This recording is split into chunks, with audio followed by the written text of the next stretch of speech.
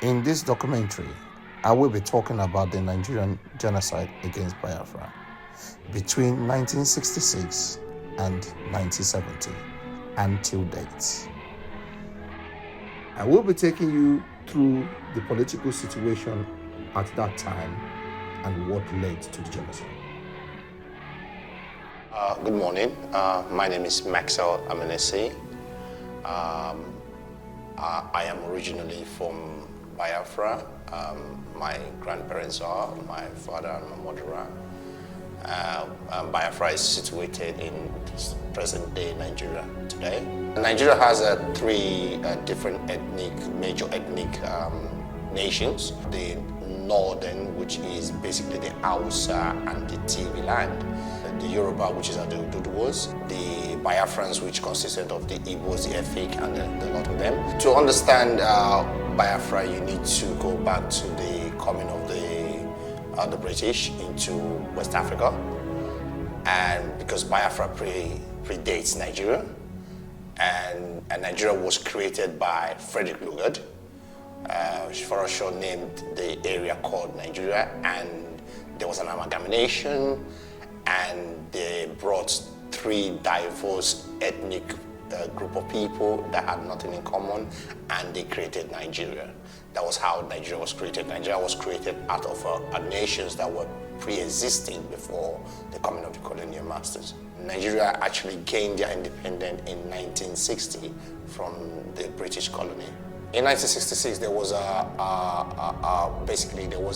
problem in the political arena of Nigeria, and the young mages decided to take matters into their hand to address that problem. So they carried a coup on the 15th of January 1966, and there was a counter coup after that. That was November, if I'm correct, of the same year.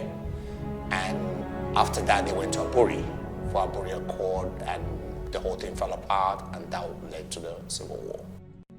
As missionaries and MKs returned home for furlough, college, retirement, they still shared little about what happened in Nigeria in 1966.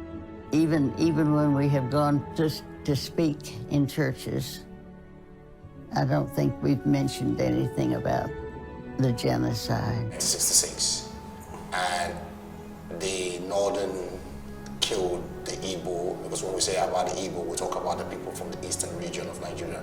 That consists of the Igbos, the Efik, they're all Igbos. And after the killing of that pilgrim, they ran back. Neither could I go to them and bring people back. It was fellow countrymen and women. If ever you can get across this line, my government will do whatever it can to give you succor. How long have you lived in Lagos? 11 years. Why are you going now? I'm going because the situation here is dangerous. How do I continue to stay here? I think I'll lose my life. The Civil War lasted for 3 years, but I wouldn't necessarily call it a cessation, because for someone to secede from something, they had to agree to something in the first place. The people from the East and the West never agreed to Nigeria. So they weren't seceding, they were restoring their country based on they were being killed, and the people from the North mostly didn't like them. They were jealous of them, their progress. One thing I've noticed, Premier, while I've been here, is that Northerners seem to have, I might almost call it, obsession about the Igbos. Could you perhaps explain that to me? Well, the Igbos are more or less the type of people whose desire is mainly to dominate everybody. If they go to a village, to a town, they want to monopolize everything in that area. If you put them in a labor camp as a laborer, within a year they will try to emerge as headman of that camp, and so on. Well, in the past, our people were not alive to their responsibilities, because you can see from our northernization policy that in 1952, when I came here, there weren't 10 northerners in our civil service here. Then I tried to have it northernized, and now all important posts are being held by northerners. Is this policy of filling all key posts in the north solely with northerners and not with other Nigerians a temporary or permanent one? In actual fact, what it is a northerner first. If you can't get a northerner, then we take an expatriate like yourself on contract. If we can't, then we can employ another Nigerian, but on contract too. This is going to be permanent. So basically, it was the whole world against Biafra. We had the Russians, we had the Egyptians, we had most of the Arab countries. So that was how women and children starved up to death. They were seeing images of women and children, basically their legs were skinny, they had bellies, and this was the first time the world noticed the name called Kwashiorkor, and it was named Harold Wilson syndrome. So that was the images the world saw, and that image only came out because of the goodness of a journalist, and women and children just starved to death. The impact was starvation of 5.5 million women and children.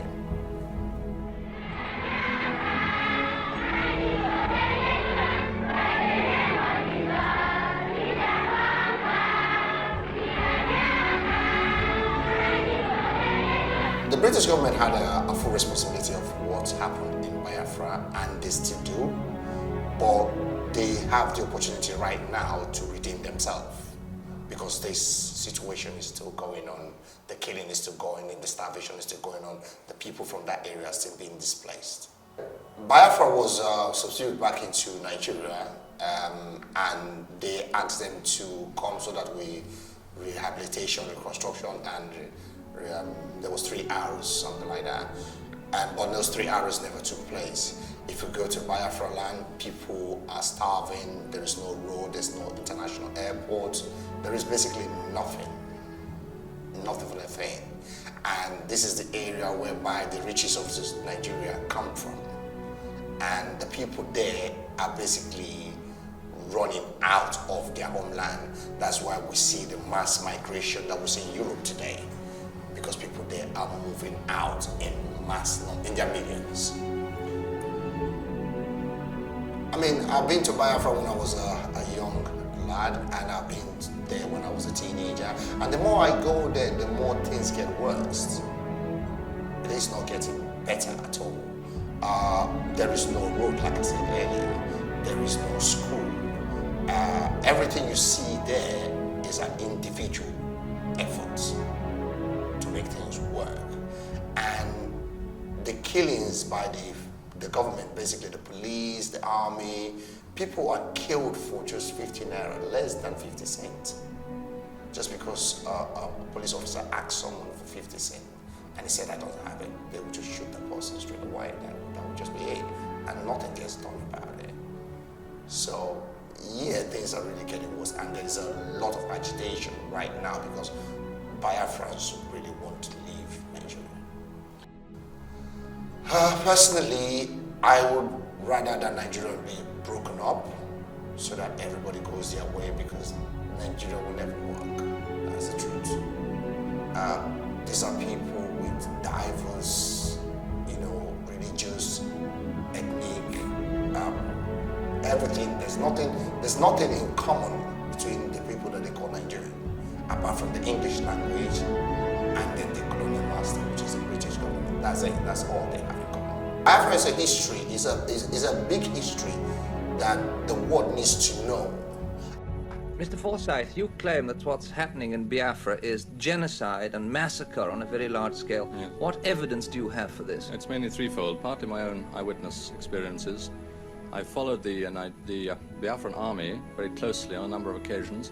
At one occasion at Onitsha, I came across 300 members of the Apostolic Church at Onitsha slaughtered by the Federal 2nd Division. Did you actually see these bodies? Yes, I helped clear them out of the road. The Biafran army was so shocked they wouldn't march past them. It took us 18 hours to clear the bodies out of the way.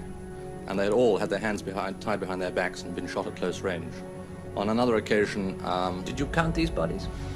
Personally, one by one, no. The estimate was 300. I think it was probably a fairly fair estimate. They were piled as high as a man's shoulder, like logs stacked on the roadside. On another occasion, a man whom I know was a photographer working for the Biafrans took a photograph very shortly after a village had been completely wiped out. And you can see still the bodies lying around the market square where they were shot down. Secondly, from eyewitness sources, survivors of the massacres. And thirdly, from interrogations of federal prisoners who, when the Igbo captors have been sent out of the way, admit, quite frankly, that they are there to wipe out Igbo. That's what they admit. But what do they say that their orders were? They don't mention what their orders were. They don't seem to be taking any notice of orders anymore. They're taking frightful casualties, and in revenge for these casualties, they seem to be going on a blood rampage, which has nothing to do with what Lagos is saying about the rehabilitation of the Igbo and how they're all going to be treated as equal citizens of Nigeria. In other words, there is such a disparity between what Lagos is saying on the one hand and what the Federal Army is actually doing on the ground. One has to come to the conclusion either Lagos is lying, and I don't think they are, I think they're quite sincere, or that the Federal Army of 80,000 brand new raw conscripts has gone out of control. What about the bombing of Biafra? The federal government has claimed that they've only been attacking strategic targets. Well, this is absolute nonsense. They may have given orders for the attacking of strategic targets, but the pilots they're using are almost exclusively Egyptian. And I've examined too many sites of bombing raids to be of any other conclusion that, almost without exception, they go straight for civilian centers. Anything that's protected by even light machine guns, they stay well away from. They just go down on schools, hospitals, and the African townships and the markets, all of which, during the course of a working day, are crammed with women and children. And the world needs to know the people of Biafra, because the people of Biafra are very lovely people. The people of Biafra are people that are hardworking. People of Biafra, they don't want trouble. They just want to leave, let's leave. And they cannot do it in Nigeria. They don't want to travel abroad to go to other people's country to take their space, but they're meant to do that. They're forced to do that. And that is the displacement of, a specific people from a specific area. And I don't think that is nice.